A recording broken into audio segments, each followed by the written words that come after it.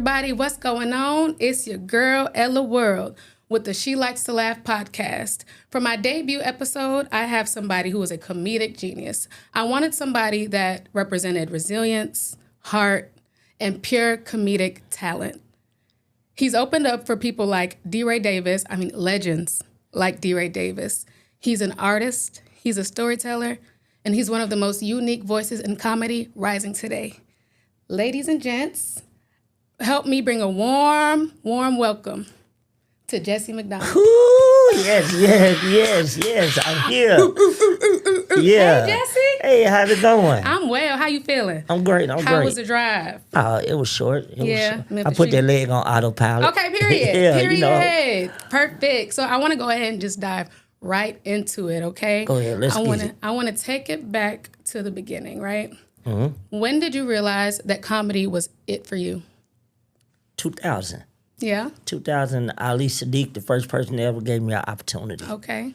He was doing comedy at Juanita's, and he was basically doing this show. People were talking. He said, hey, look, y'all want to talk during my show? I'm going to show you how hard it is. Let you come up here and showcase your stuff. If you're not funny, I'm going to talk about you. Ooh. I wanted to go up. It was a guy that didn't want me to go up. And Ali said, nah, forget that.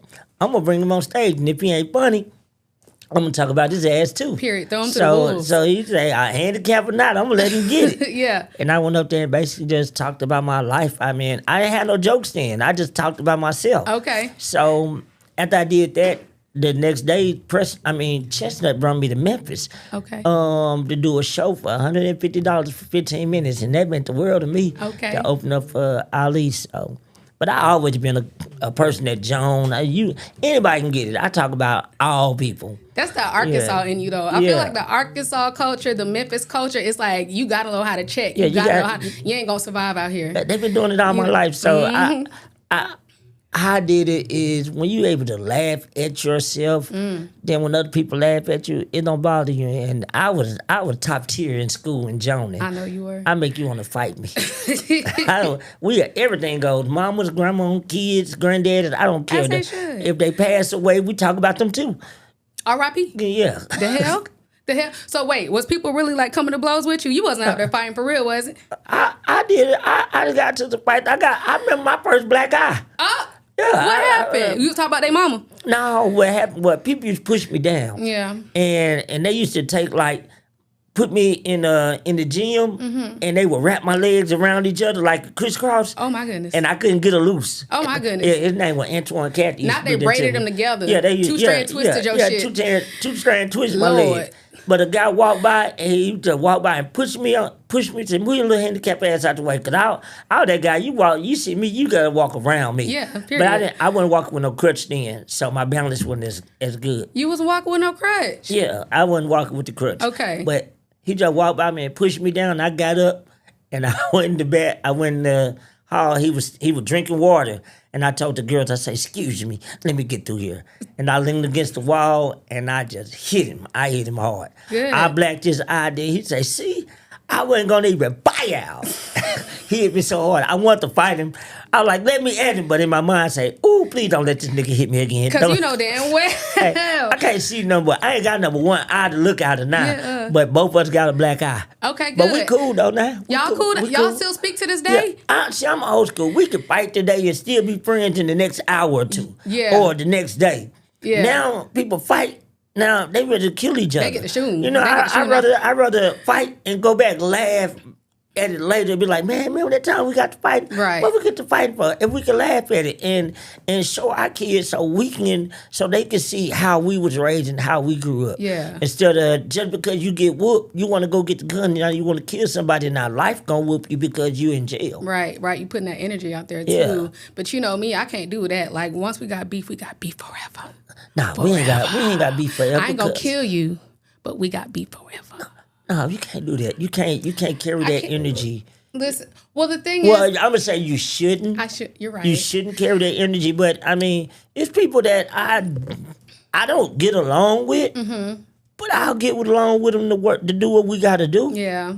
Yeah, that's true, especially if it's like a professional or it's a working environment type situation. Yeah, I can see you and still speak to you and still carry on my life because Yeah. God is watching over you. Yeah. God don't like everything we do, but he don't hold no grudges. Say, look, I'm not gonna bless you because you're doing this. Right. He say, look, even though you did wrong, I still got my arms around you and I'm gonna continue to speak to you.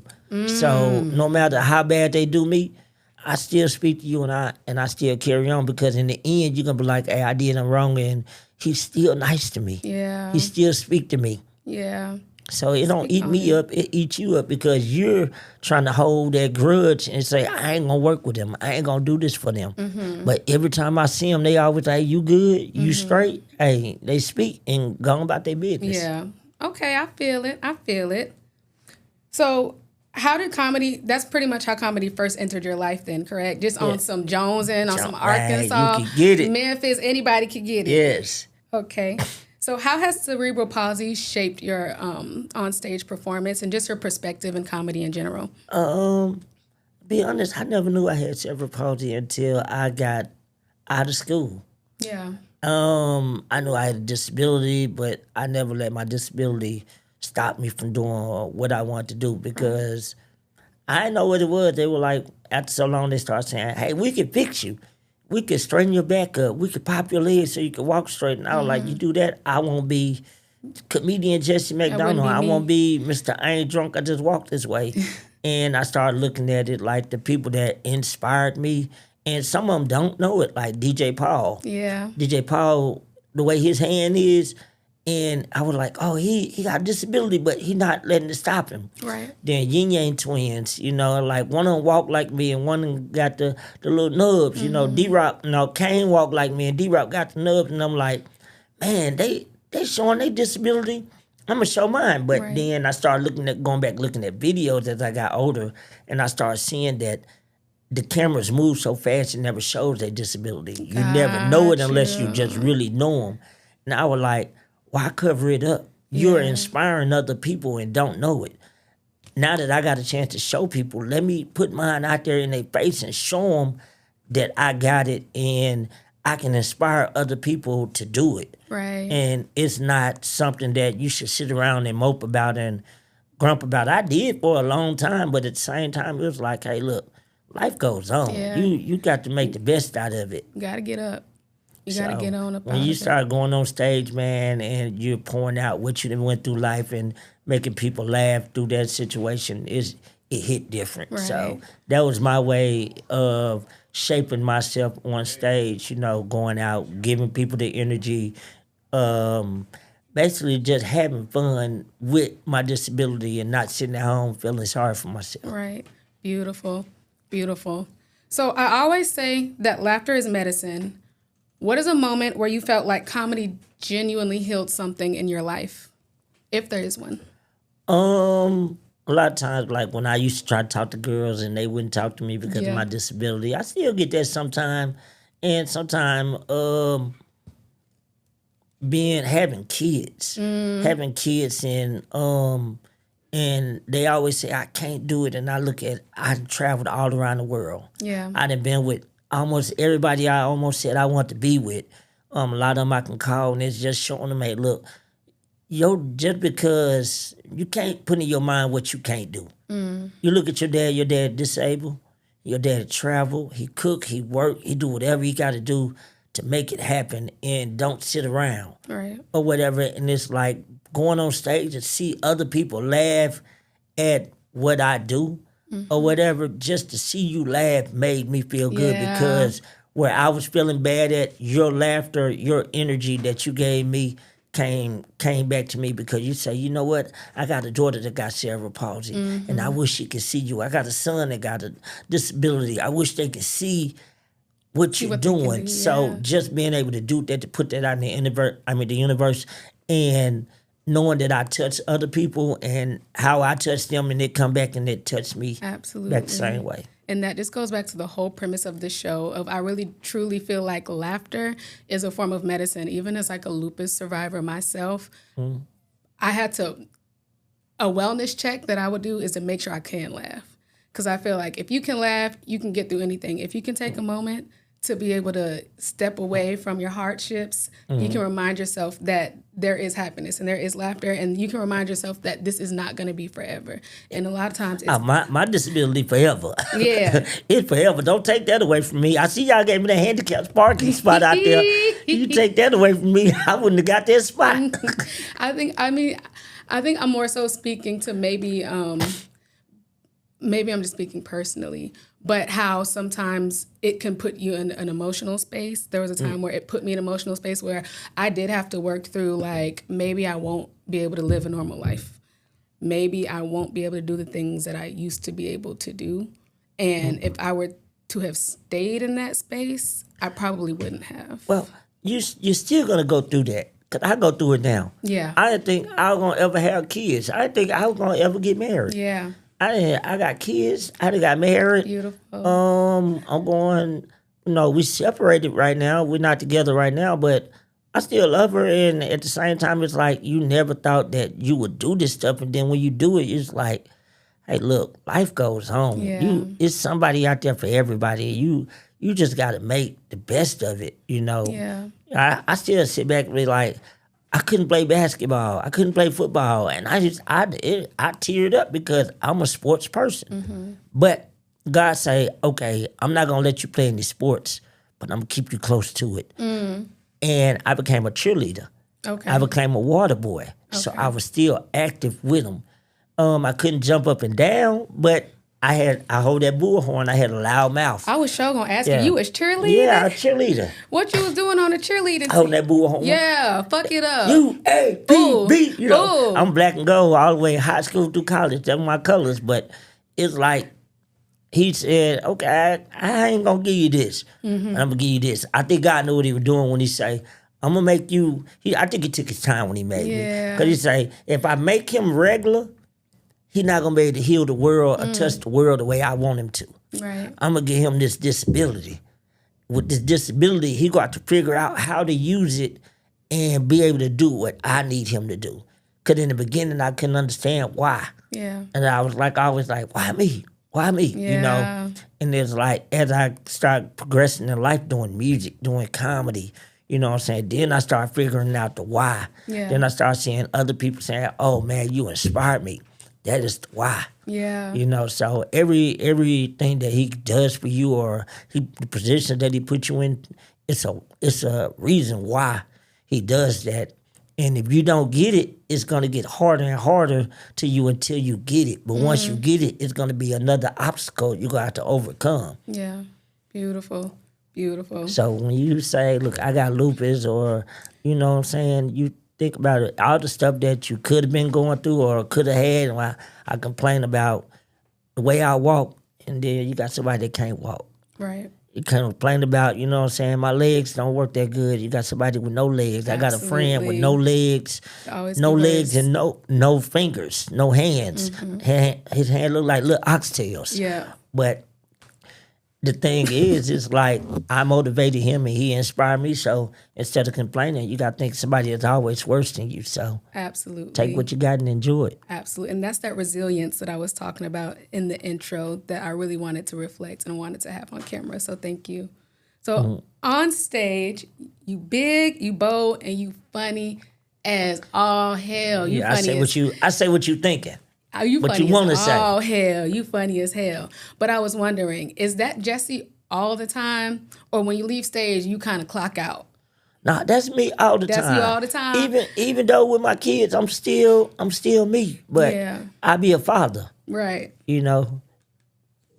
That's Jessie. Right. So what do you want people to say after your show, after seeing you live? What do you want people to walk away with? I'll pay to go see him again. Yeah. He deserves his own TV show. And I'll watch him. He didn't have to try to make us laugh. He was naturally funny Absolutely. and down to earth. You know, after the shows, I stand out there. I speak to everybody. I take pictures with everybody. Who you see on stage is who you gonna get after the show. I pipe down a little bit, but I'm still gonna genuinely make you laugh because that's just naturally me. Absolutely. And absolutely, it reads. And you know what? The question was already written down, But I could already tell by the way that we was doing all of this stuff, and I was like, yeah, no, this nigga the real deal. Yeah. He for real. That's him through Yeah, and yeah. through. When I come to Memphis, I go in the hoods. Yeah. I be over in Orange Mound. Okay, Orange Mound. Okay, 3rd Street. Yeah, it's another street over there. I forgot the name of the street, but they say, man, it's dangerous on that street. But I went over there and I was in the hood. Yeah. I was in the hood over there, and I knew I was in the hood because everybody was packing. Yeah, I believe. And I ain't talking about bags. You got your shit right there. If anything, just put it up like. But boop, boop, boop. It's the way you carry yourself when you go to these neighborhoods. Yeah. You know what I'm saying? I carry myself in a respectful way. Even though I was in the hood, they start recognizing who I was. They say, "Oh, that's a comedian." Yeah. Like, oh, okay, I'm straight. Yeah. But you know what? When I went home and I told, because I have been over the moon about this whole thing, about this whole interview, and I went and I told my family, and they all was like, Jessie Macdonald, you better. So you good. You good. Sometimes you don't realize how big you done got until you get out in public. Yeah. Sometimes, like me, I feel like I haven't reached where I want to be, and sometimes I don't feel like I'm where I should be, but I'm where God want me to be, because He's like, hey, look, I'm taking you through this for a reason. But I went on a cruise, and when I went on the cruise, I'm like, okay, I'm on this cruise, I'm by myself. I'm in line, and the guy looked at me and said, hey, I know you. I said, where you know me from? He said, man, I've been to your show. You funny. And he told his girl about me. And when I got on the cruise, everybody started recognizing when you got not just my color, but others recognizing you. You were like, okay, you made okay, it. okay. You about hit mainstream at that I'm point. doing something. Yes, Yeah. I'm not just black people, but white people, Mexican. I'm talking about different nationalities. Yeah. Even when we went to the Bahamas, I went to the Bahamas. I was known in the Bahamas. Yeah. Somebody say, I follow you. I believe you it. the TikTok guy. Let me get a picture. So on the boat, everybody would call me the TikTok guy, the Facebook. Yeah. And I was like, okay. I see my purpose stepping in. That's amazing. How must that has to feel amazing to put so much time and do it, the way that you've been walking into your purpose and to really see it come to fruition, seeing people all the way out recognizing you. That's got to just be the most fulfilling feeling in the world. It's okay to go to the next city and somebody know you, but when you go out baby, the you country, cross the water, baby. When you go across the country, and you got to take a boat. You the TikTok yeah. guy. They pulling up your page and they saying, they naming your jokes, they pulling up your videos. It's like, man, they telling other people, you don't know who this is. This is a celebrity. That's amazing. And I am walking around my crutch, you know what I'm saying, barely getting around like, hey, look, I'm regular in this. They treat you like, hey, look. And I stay humble because you never know who you gonna need again. Right. Yeah, and if you get too big-headed, God will sit you down. Say that. He'll show you, hey, look, you ain't big as you think you is. Say that. You ain't bigger than the program, honey. Yeah. And that's so funny. That was actually my next question. I was going to say, do you ever feel a little Hollywood? You don't ever use your privilege, like you don't ever go to a restaurant and the line long or like the wait is long and you like, you know who I am? Or you get pulled over and the police pull you over, you like, you know who I am? No, most of it, not really. I'm gonna show you how it works. When I go to the club, okay. Now when I go to the club, talk about you know what I'm saying. I don't be like, you know who I am. I need drinks because I don't drink, okay, or whatever. But that walk around the line, that was me. I wasn't even really on my comedy stuff then. I was pimping then. Yeah. But I was pimping. I would use that part. Okay. To go in. I ain't gonna just say I was pimping. I was getting my percentage. Cause I'll take pimp, like what like 50? No, just give me $100. Okay. Yeah. You make 1,000, you know what I'm saying? I just need my little, you know what I'm saying? Just a little up top. Yeah. Fair. But Fair I would walk, and the reason why I started doing that, when I go to the club, I knew I wanted to get in free. Yes. Everybody knew I always had the women. Mm-hmm. So when I had the women, the guys at the door be like, hey, what's up with him? I be like, I got you. You know what I'm saying? I would not tell the girl, hey, look, just talk to him. Mm-hmm. You know what I'm saying? So when I started walking through, I would walk around the line all the time, and I would find the finest women I would think, and I would bring them with me. I said, come on, you come with me, you come with me. Then I would be that guy that come with about 20 girls at the front door. Mm-hmm. All of us coming in free. They were like, who are with you? Yeah, her. Period. And That's how you all do it. of them wasn't bad. I had some I had some stragglers in there. Yeah. So you got to have some of those in there because you got to make them feel special, just like people made me feel special by doing this disability. And look at you, still healing. Yeah, still healing, even in the club. Yep. So I would do that. Sometimes I go to places. Sometimes I just kind of chill to see who gonna know me. Yeah. Or whatever. But I didn't do it around sometimes. Like when I go to talk to people, like if I see you sing and I be like, hey, look, I do music. You know, I can help you out with some beats. I can do this, do that, and they be looking at me like, you. Then I be like, do you know who I am? Yeah. You know, I may not look like it, but you know who I am, dude. You know who I can call to help you, or how many people I didn't help that are on a bigger scale that is not me. So sometimes you got to step back and help others in order to help yourself. Because if I can get you where you need to go, then hopefully you will reach down and grab me. Absolutely. But if you don't, it don't matter. I can say, hey, look, they be like, what have you did? You remember that guy right here? I was one of the guys behind him. Right. That got him to where he need to go. And they were like, why you ain't there yet? God got me on the driver. Yeah. Right now he want me to drive and drop off the students. Yeah. But when it's gonna be my time, then I get off the bus and I get in that. I know that's right. So I know that's right. So do you have like a crazy, because I know you were recently, you opened up for D. Ray Davis. And he's a legend. He's big. Do you have any like crazy backstage stories? Like just wild, like I don't want you to give too much, but like just a wild rock star ass, like what the hell backstage story or going out moment? Only person that, Lavelle, I go out, because I be out with Lavelle too. Lavelle don't really go out. Now, D-Ray, I remember when I first started going out with D-Ray doing comedy, and I'd be like, where y'all going? Where y'all going to the club at? And they wouldn't tell me, but by this time, they didn't know the music scene had already kind of made me who I was. But I learned from that scene and learned from people that I'd be like, D-Ray, where y'all going? They wouldn't tell me, and I asked security, where we going? He was like, we don't know yet. Yeah. But I already know. They already know.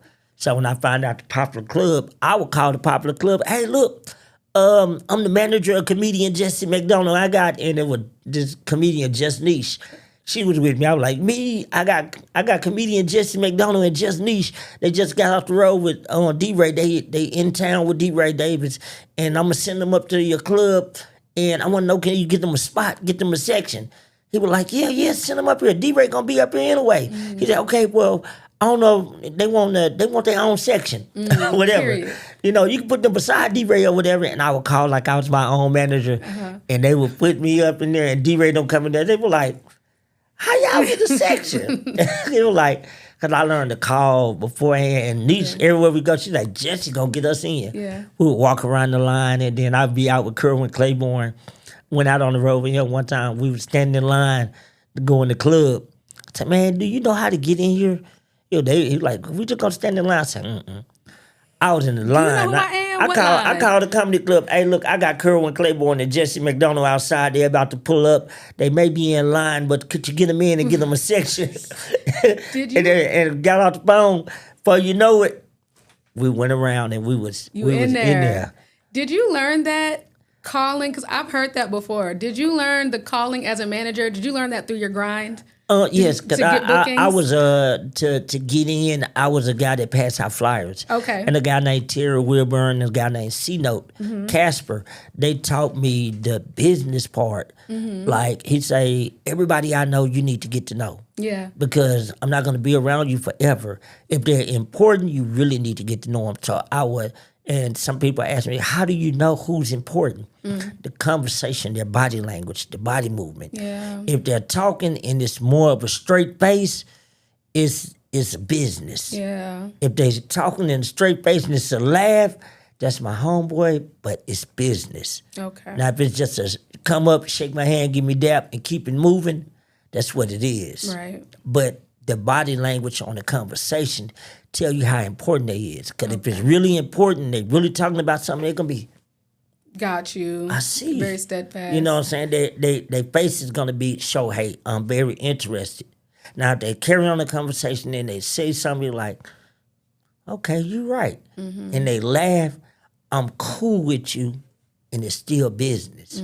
That means I got a better relationship because I can laugh with you, I can joke with you, and still be business. And that taught me how to read body language. That was a gem. Yeah, so and Terry That was Wilburn used to knowledge. always call the clubs, and I watch him call clubs and say, "Hey, look, I got such and such coming. I got such and such coming." And when he did that, I just watched. Yeah. And I took it on the road and I use it. Yeah. And it's working really well for Yeah. you. Clearly. Okay, so for our next segment, we're going to do rapid fire. Okay? Okay. We're going to do rapid fire. I wanted to get kind of deep, a little serious. Okay. I don't think, just answer, okay? Okay. You ready? I'm ready. Would you rather eat cereal with no water or spaghetti with no sauce? Oh, wait, cereal, no water. Smell like couch cushions or outside air? Outside air. Fight one horse-sized duck or 50 duck-sized horses? Say it one more time. Fight one horse-sized duck or 50 duck-sized horses? Oh, one size duck. Sweat hot sauce or cry milk? Cry milk. If you wore a wig and it flew off in the air, would you run to chase it to catch it, or would you just pretend like it didn't fly off your head and just pretend like it was somebody else's wig? Act like it was yours. Laugh like SpongeBob or sneeze like a trumpet? Laugh like SpongeBob. Chased by 12 toddlers or 2 flying roaches? Oh shoot! I'd rather go with the toddlers. The toddlers? Oh, yeah, because we walk what the you mean, same. the roaches? If the roaches catch you, then you take them home. Then you stuck with them. It's hard to get rid of roaches. Now you got an army of flying roaches in your shit because you let them follow you home. That's fair. The toddlers chasing me because they thinking I'm daddy. He walk like me. And they easy. You just kind of kick them over real quick. Stomach that growls like a demon or hiccups that sound like a rubber duck? Oh, demons. Okay. Perfect. You did so good. Appreciate Did so it. good. And before we go, I had one more. Where can people find you, On Cash App. period, and find tickets to your upcoming self-titled, headlining, sold out, nationwide, Speaking into existence. worldwide I can't snap my fingers. I just got to shake my hand. Yes. You can find me on all social media. Comedian Jessie Macdonald. On all platforms. Comedian Jessie Macdonald. I feel like I'm the only comedian Jessie Macdonald in the world. I don't feel like it. I know it. I Googled it. So, comedian Jessie Macdonald on all platforms. Government assistant field trip comedy tour is coming. So we're still working on it. I done tried it. And it's to bring awareness to people with disabilities all around the world. So Beautiful. And do you have a message for anybody that wants to pursue comedy as well? Any tips, tricks, don't give up. inspirations? Don't give up. Keep going, because what works for me may not work for you. Yeah. Whatever got you here to speak to me is going to get you here to speak to the next person that's bigger than me. Beautiful. So don't give up. Believe in yourself. If you don't believe in yourself, why should somebody else will? If you won't invest into yourself, why should the next man? Don't expect somebody to invest $1 million into you when you want to invest $1,000 or $100 into you. So I tell people, you're going to invest in me, match what I invest. Yeah. Because if you match what I invest, that means I'm invested. But if you put more than what I put into it, that means you want it better than me. Beautiful. Perfect. And one more thing before we go. So I made this. Yeah, I see. I made it. I was hoping you would recognize it and be like, what the hell? Yeah, I see. But, I yeah. thought you was a stalker. No. This I is ain't for never had no you. woman stalk me. So this is a really huge milestone for me. This is my first debut podcast, and I appreciate you with every fiber in my being for being here and give me an opportunity. So I made you a keepsake. Okay, thank you. Oh, look, you got my sexy poses too. Yeah, I had to. That my I had to D'Angelo do pose. it. Yeah. You see that my D'Angelo pose. Yeah, Yeah. y'all don't know that side. Y'all know the comedian, but y'all don't know the sex symbol. Yeah, I had to put it on the rapper. card. I had to put it on the card so y'all knew said, who "Thank the fuck you. this was. Love Ella. Y'all see, oh, I feel special. You are. Thank you so Boom, much. y'all see it. See what hard work get you, you know what I'm saying? And sometimes when it feel like it's not paying off, it shows in another way. Yes, frame it. It's gonna be worth a lot of money. Gonna be. couple years. It's already worth a lot. Yeah, You got to talk speak that it. into existence. Yes, and you gotta go check out some of my music. Yes, I let's got talk a about single it. out called "I Ain't Drunk, I Just Walk This Way." And you see, I rock. Can I we rock listen my to own. it? Can we Yes. listen to it? Okay. we can't listen to it. Oh, well, y'all go. We're go gonna find we're gonna it. put it Yes. into some content. We're gonna figure that out for sure. We gotta promote. Okay, 100%. okay. Yes. And on that note, thank you so much for joining your girl Ella World on the She Likes to Laugh podcast with Jessie Macdonald. Thank you for having me. And we will see you next time. That way.